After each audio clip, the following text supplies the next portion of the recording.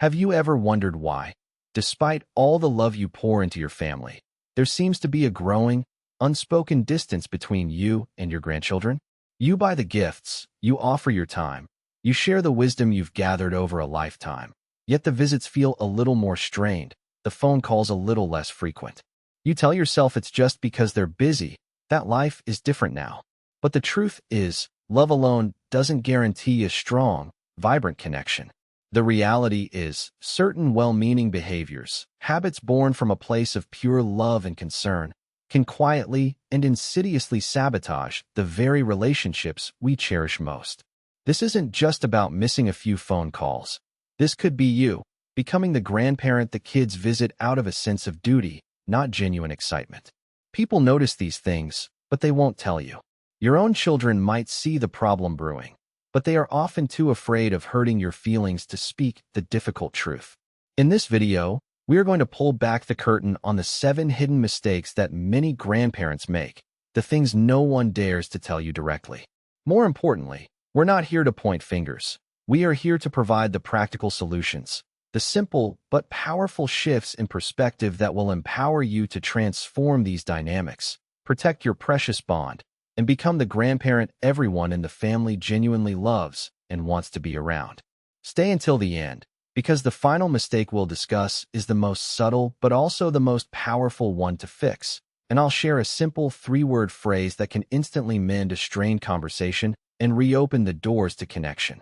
Let's begin with the first common misstep, one that comes from the deepest well of experience and care. Mistake number 1, offering unsolicited parenting advice and criticism. This is perhaps the most frequent and unintentional relationship ruiner. As grandparents, you've raised children. You've navigated fevers, tantrums, and teenage years. It's only natural to want to share that hard-won wisdom. You see your child struggling with a crying baby or a picky eater, and your instinct is to jump in and solve the problem. The intention is pure gold: to help, to ease their burden, to make things better. What's tricky about this is that your help can be received as a hidden criticism. Under the surface, when you say, "You should try swaddling him this way," or "I never let you eat in front of the television," what your adult child might hear is, "You're doing it wrong," or "You're not as good a parent as I was." It subtly undermines their confidence and their authority in their own home. It can create a quiet but powerful resentment that builds up over time, visit by visit, comment by comment. Take the story of Helen, a 72-year-old retired nurse. When her daughter, Susan, had her first baby, Helen was overjoyed. She saw it as her chance to not only be a grandmother, but also to put her decades of pediatric nursing knowledge to good use. In the beginning, Susan was grateful. But soon, Helen's help started to feel like a performance review. "His color looks a little off. Are you sure he's warm enough?" she'd say, touching the baby's feet. "That brand of formula has a lot of corn syrup. We always recommended a different one at the hospital." Each comment was delivered with love, but it was chipping away at Susan's fragile new mom confidence.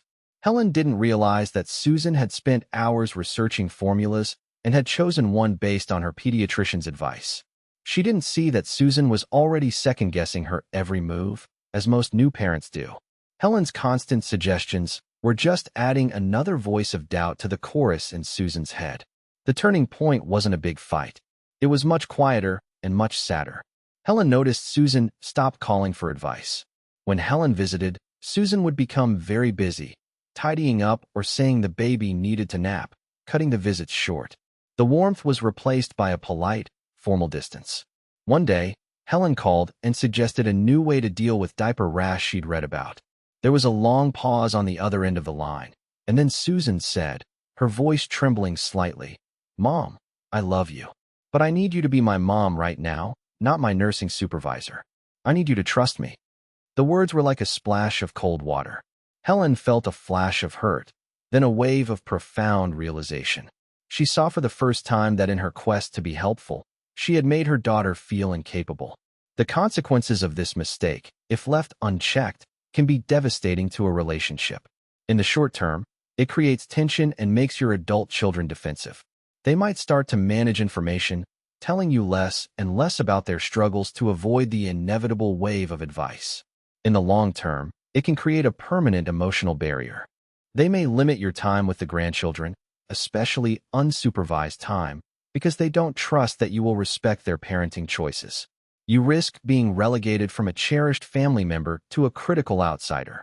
The good news is, you can take control and change this dynamic completely. The solution isn't to stop caring or to never share your wisdom. It's to change the delivery. First, implement what we call the pause and ask method. When you feel the urge to give advice, pause. Take a breath. Ask yourself, is this a genuine safety issue, or is it just a difference in opinion? If it's not about safety, your opinion can probably wait. Then, if you still feel it's important, ask for permission to share it.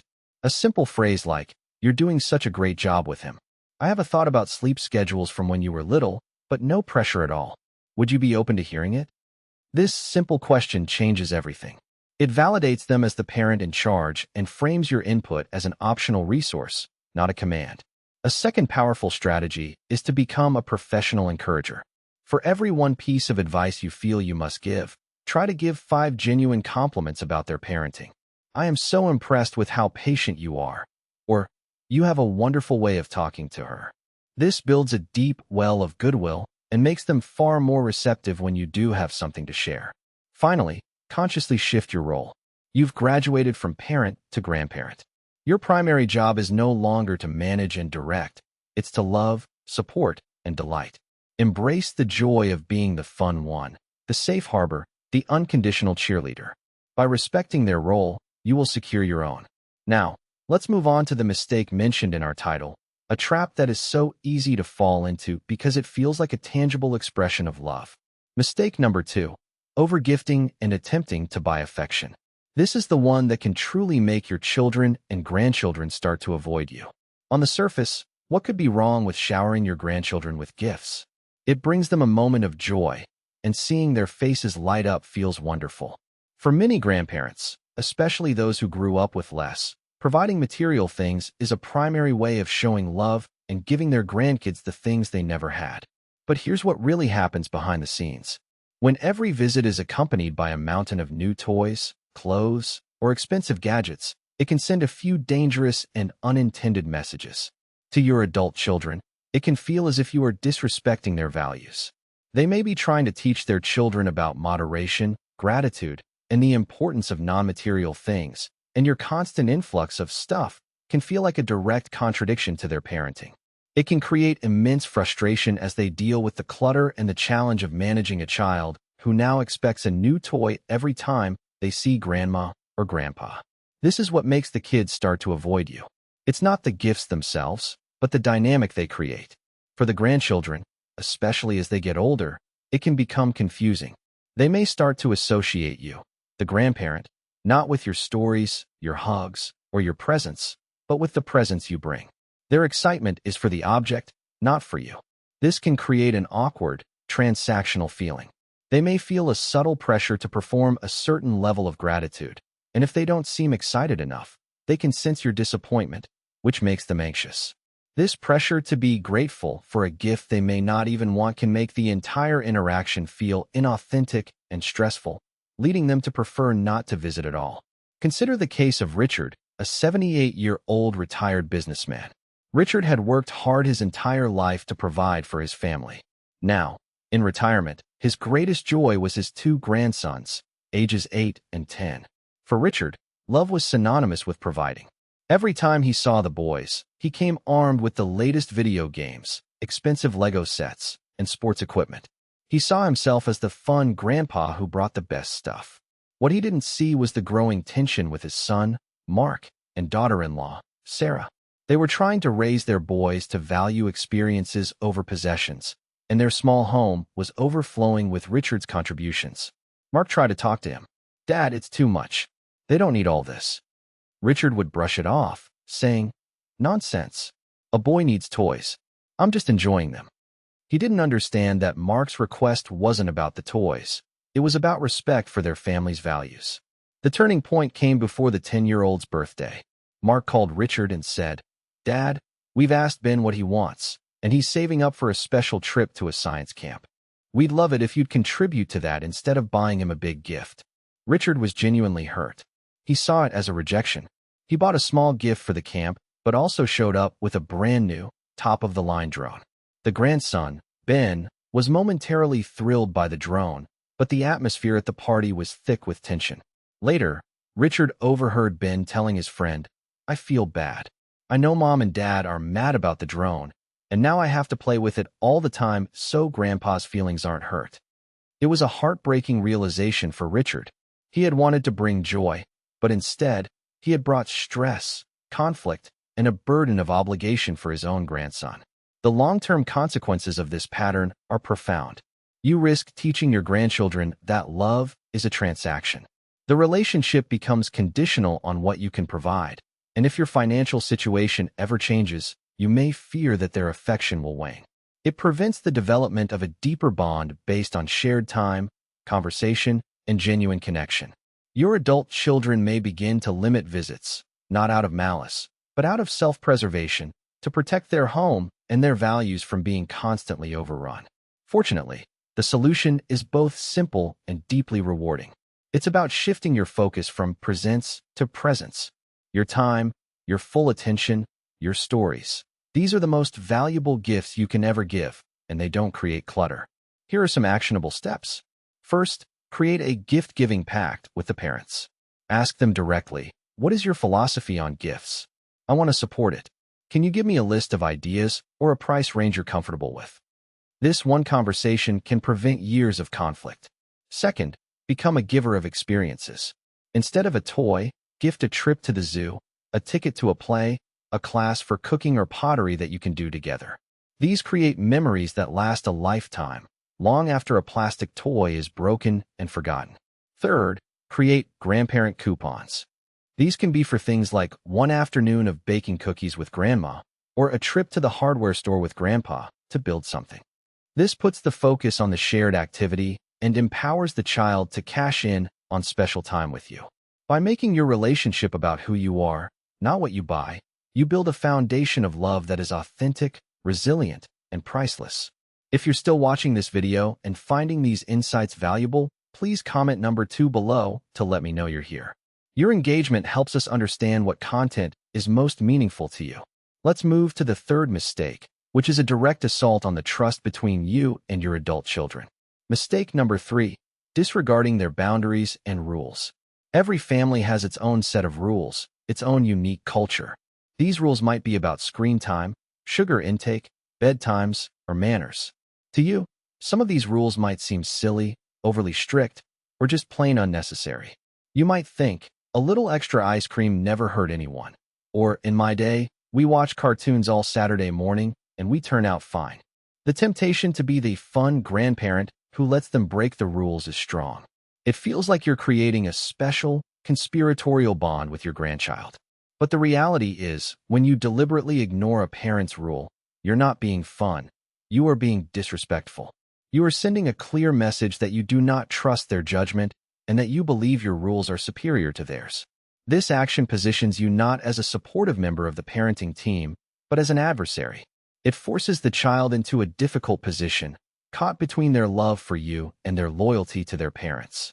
Let's look at the story of Carol, a vibrant 68-year-old who adored her 7-year-old grandson, Leo. Carol's daughter, a health-conscious yoga instructor, had a firm rule: no sugary snacks or drinks after 7 p.m., as it made Leo hyper and unable to sleep. Carol thought this was ridiculous. "He's a kid. Let him have a cookie," she'd mutter to herself. During one of her babysitting nights, after Leo was already in his pajamas, he looked at her with wide eyes and said, "Grandma, can we please have just one of your special chocolate chip cookies? It can be our secret." Carol couldn't resist. She felt a thrill of being the cool grandma. They shared a cookie, and she tucked a sleepy but happy Leo into bed. The secret, however, did not last long. An hour later, her daughter called, her voice tight with frustration. "Mom, what happened? Leo is literally bouncing off the walls. He won't go to sleep, and he has a big day at school tomorrow." Carol initially tried to deny it, but Leo, overhearing the call, proudly announced, "Grandma gave me a secret cookie." The line went silent. The feeling of being a fun grandma instantly evaporated, replaced by a deep sense of shame. Her daughter wasn't just mad about the cookie, she was hurt by the deceit. The trust between them was broken. The immediate consequence was a very tense conversation the next day.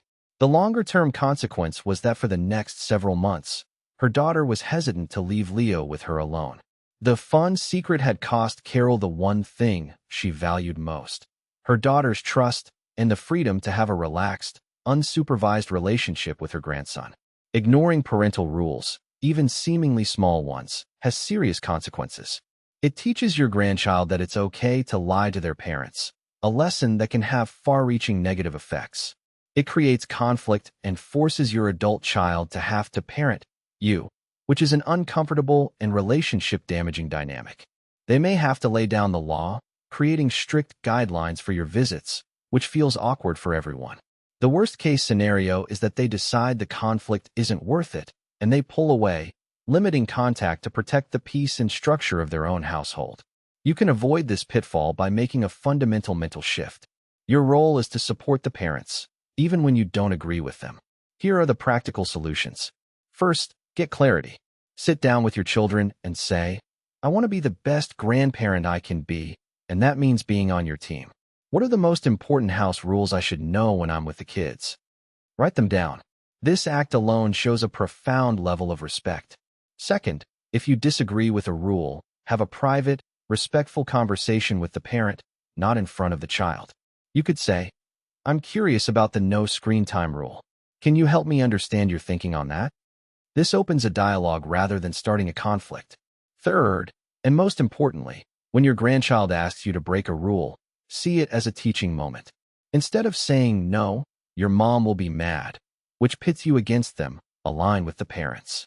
Say, "That sounds delicious, but we're a team with your mom and dad, and the rule is no sweets before bed. How about we plan to make some cookies together tomorrow afternoon?" This reinforces family unity and teaches the child that all the adults in their life are working together for their well-being. By being a bastion of consistency and respect, you become a source of stability and trust, not chaos and conflict. This leads us naturally to our fourth point, a subtle habit that can inflict deep, lasting wounds. Mistake number 4, making comparisons. This can happen in two ways: comparing your grandchildren to each other, or comparing your adult children's parenting or your grandchildren's development to your own experiences from the past. Like so many of these mistakes, it often comes from a place of nostalgia or an attempt to motivate. You might say, "Your cousin Alice is reading chapter books already," thinking it will inspire your grandson to read more. Or you might tell your daughter, "It's funny, when you were his age, you were already sleeping through the night," thinking you're just sharing a memory. But the impact of these words is rarely motivational. What a child hears is, "You're not as good as your cousin." What an adult child hears is, "You're not measuring up to the standard I set." Comparison is the thief of joy, and in a family context, it's a poison that quietly erodes self-esteem and creates resentment. It invalidates the unique journey of each individual and places them on an imaginary leaderboard where they can only lose. Let's look at George, an 81-year-old patriarch who was immensely proud of his family. He loved his children and grandchildren dearly, but he had a habit of viewing the world through the lens of his own past. His conversations were peppered with comparisons. During a family dinner, his grandson, a sensitive 12-year-old named Sam, was talking excitedly about the art class he loved. George, meaning to connect, said, "That's nice, son. You know, when your father was 12, he was the star pitcher on his baseball team, led them to the city championship." He smiled, lost in the memory. He didn't see Sam's shoulders slump. He didn't notice that his son, the boy's father, flinched slightly. Sam heard, "Art is nice, but being an athlete is what's really impressive." His father heard the old, familiar pressure to live up to George's expectations. George did it with his granddaughters, too. Margaret is so helpful around the house, just like her grandmother was. Her sister is a bit more of a free spirit. He thought he was complimenting Margaret, but he was also labeling her sister and creating a subtle rivalry between them. The slow-acting poison of these comparisons was that his grandchildren became hesitant to share their passions with him unless they were things he clearly valued. They felt that his love and approval were conditional upon their achievements, and specific kinds of achievements at that. The relationship became less about a grandfather loving his grandchildren for who they were, and more about them trying to earn his validation. The consequences of constant comparison are corrosive. It breeds insecurity in grandchildren, making them feel perpetually inadequate. It can create intense sibling rivalry that lasts well into adulthood. For your adult children, it can feel like a constant, nagging judgment on their life choices and their children's abilities. It shuts down open and honest communication because family members become afraid of being measured and found wanting. You can break this destructive habit with conscious effort and a change in language. The key is to celebrate individuality. First, make a rule for yourself. Celebrate effort, not just outcomes. Instead of saying, "You won the game," try, "I loved watching how hard you worked with your teammates out there." This values process over a result that isn't always within their control. Second, actively hunt for and praise each grandchild's unique qualities. Say to one, "You have such a kind and compassionate heart." To another, say, "Your imagination is absolutely incredible. I love hearing your stories." This tells them that you see and value them for the specific, wonderful people they are, not in comparison to anyone else. Third, when you feel the urge to reminisce and compare, reframe it. Instead of, "When your mom was your age, she," try asking a question that bridges the generations. "I used to love building model airplanes when I was your age. What's the thing you love to build or create?" This invites them to share their world with you, rather than imposing your world on them.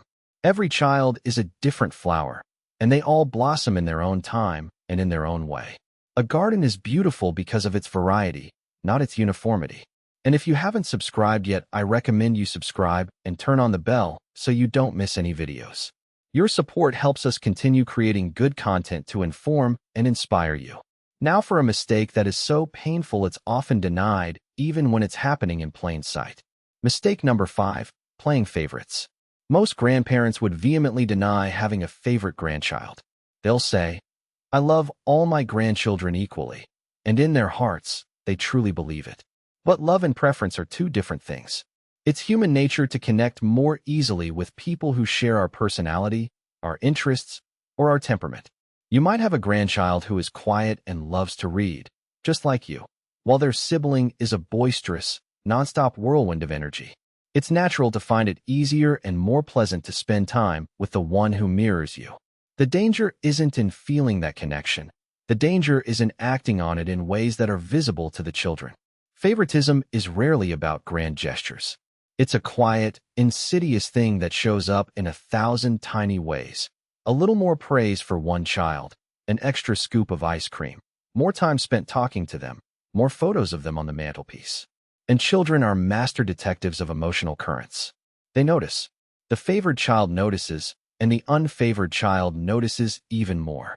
Consider Margaret, a 75-year-old grandmother to 9-year-old Lily and 11-year-old Tom. Lily was a budding artist, calm and introspective, who loved to sit with Margaret and learn to knit. Tom was obsessed with soccer and video games, topics that held zero interest for Margaret. She loved Tom, of course, but she found him exhausting. When the family visited, Margaret would naturally gravitate toward Lily. "Come, show me your latest drawing," she'd say, spending a half hour admiring her work. Meanwhile, Tom would be trying to show her a cool move he learned in his video game, and Margaret would offer a quick, "Oh, that's nice, dear," before turning her attention back to Lily. She bought Lily art supplies and knitting yarn.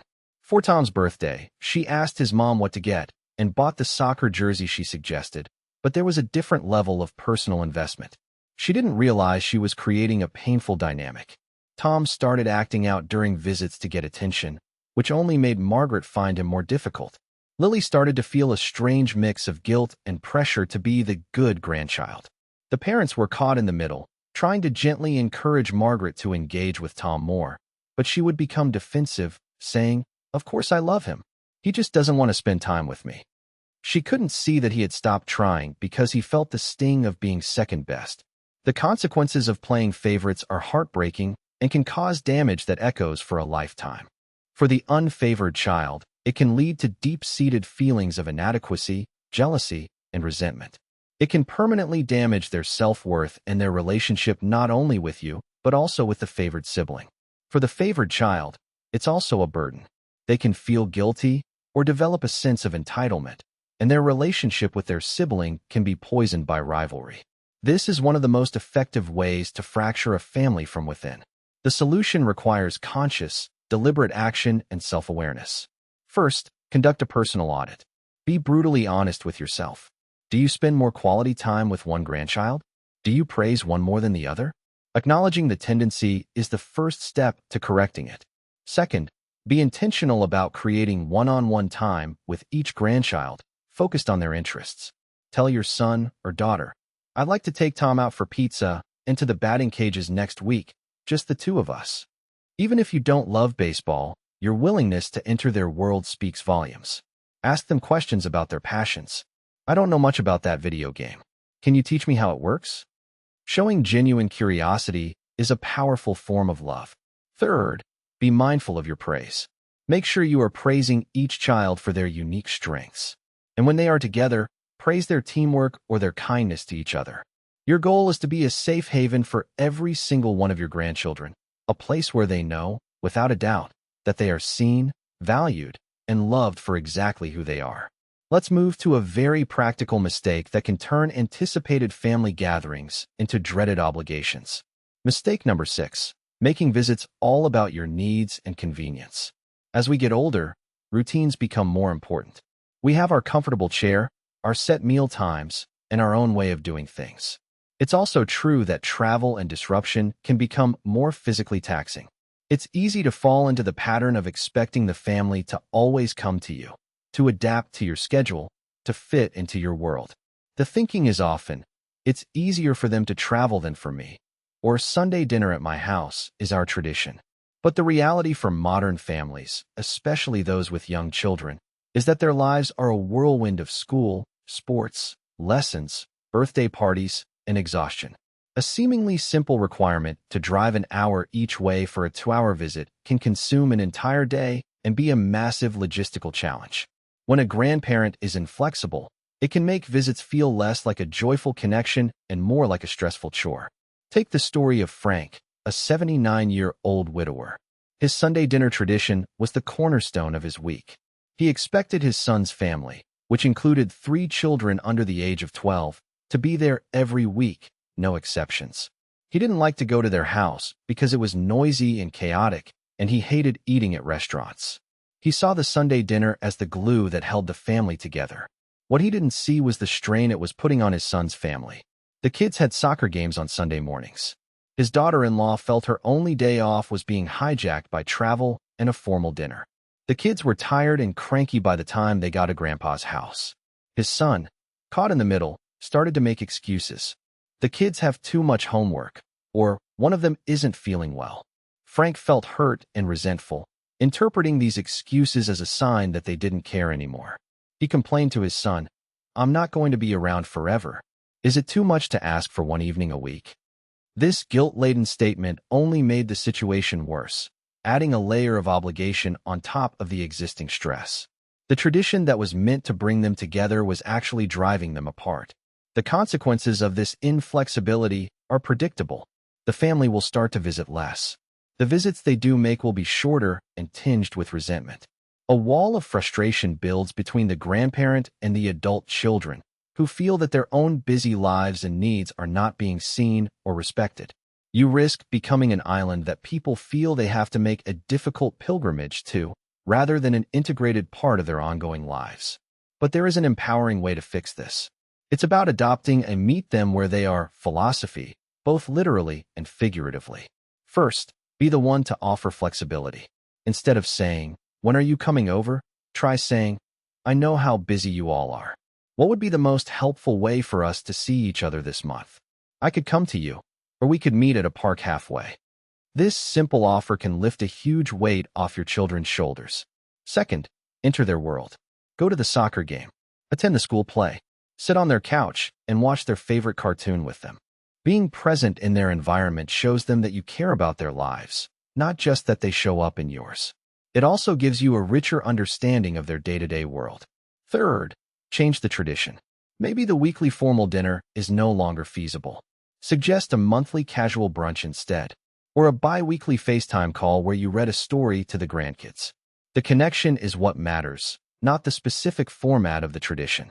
By showing flexibility and a willingness to adapt, you are sending the most powerful message of all. Our relationship is more important to me than my routine. If you have made it this far in the video, it shows you are truly committed to strengthening your family bonds. Please comment number 7 below to let me know you're here and that this is resonating with you. Now let's move forward to our final, and perhaps most crucial, point. We've arrived at our final mistake, which is so subtle it often goes completely unnoticed by the person doing it. Yet it has the power to silently repel both children and grandchildren. Mistake number 7. Pervasive negativity and complaining. As we age, life presents undeniable challenges. There are aches and pains, health concerns, the loss of friends and loved ones, and often a feeling that the world is changing in ways we don't understand or like. It is normal and healthy to have these feelings. The mistake is not in having them, but in allowing them to become the dominant theme of your conversations with your family. When every phone call is a detailed report of your latest ailment, every visit is filled with complaints about the noisy neighbors or the poor service at the grocery store, and every discussion about the news is a forecast of doom, it becomes emotionally exhausting for those around you.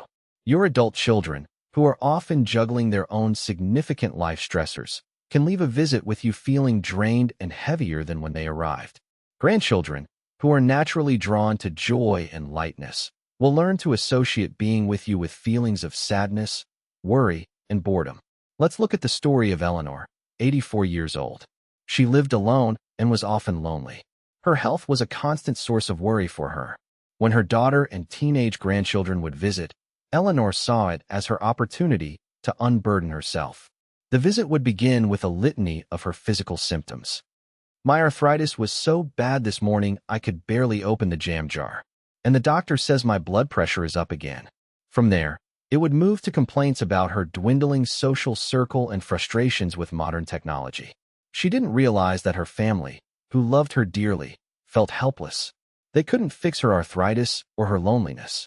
They offered sympathy, but after hearing the same complaints week after week, they started to experience compassion fatigue. Her grandchildren would sit quietly, staring at their phones, having learned that there was no room in the conversation for their own news. How could they talk about getting a good grade on a test when Grandma was talking about a scary medical procedure? The visits grew shorter. The phone calls became less frequent. Her daughter felt immense guilt, but she also had to protect her own mental health and that of her children from the constant negativity. Eleanor felt their distance and interpreted it as proof that no one cared, which only fueled her sense of grievance, creating a tragic, self-fulfilling prophecy. The consequences of this pattern are profound social isolation. You inadvertently teach your family that interacting with you is a draining experience. They will start to avoid you, not because they don't love you, but to preserve their own emotional energy. You miss out on the joy of their lives because they stop sharing their good news with you, feeling it would be inappropriate or dismissed in the face of your complaints. You risk becoming defined not by your wisdom, your humor, or your love, but by your list of grievances. But the good news is, this is entirely within your power to change. It's not about pretending you don't have problems. It's about consciously managing the balance of the conversation. First, try the 80-20 rule. Aim for your conversations to be 80% focused on positive or neutral topics, their lives, shared memories, hobbies, interesting things you've read, and limit the complaint portion to 20%. This ensures that connection, not complaining, is the main event. Second, prepare for visits. Before they arrive, think of 3 positive things you want to share or 3 engaging questions you want to ask them about their lives. This helps you steer the conversation in a more life-affirming direction from the start. And here is that simple, 3-word phrase I promised you at the beginning. When you feel the urge to complain, or after you have shared a difficulty, pivot by asking, "What's new with you?" Or even more powerfully, "Tell me something good." This phrase is a magical bridge. It signals that you are done with your topic and that you are genuinely ready and eager to hear about their world. It reopens the door for them to share their joys, and it transforms you from a source of worry into a source of warmth and interest. Finding other outlets for support, like a close friend, a support group, or a therapist, can also be incredibly helpful, ensuring that your family doesn't have to be the sole receptacle for all your worries. By consciously cultivating a more positive communication style, you make yourself a magnet for your family, a person they seek out for your warmth, wisdom, and life-affirming presence. Now that we've covered these 7 common but often overlooked mistakes, take a moment to reflect on your own interactions. Have any of these patterns, even in small ways, crept into your relationships? It's crucial to remember that none of this is about blame or shame. These behaviors almost always stem from a place of love and good intentions. But the road to disconnection is often paved with those same good intentions. You have the power to change these dynamics. These aren't set in stone. Small changes in your approach, tiny shifts in what you say or do, can make a world of difference in how your family connects with you. You've lived through enough to know that relationships are not static. They are living things that need tending. Whether it's shifting from giving unsolicited advice to asking supportive questions, focusing on your presence over presence, consciously celebrating each grandchild's unique spirit, or simply asking, "Tell me something good." All these points tie back to a single, powerful theme: respect. It is about respect for your children as the capable parents they are, respect for your grandchildren as the unique individuals they are becoming, and respect for the new family unit they have built. Your wisdom is a gift, but it is best received when it is offered with humility and love. Thank you for joining us today. We'd love to hear from you.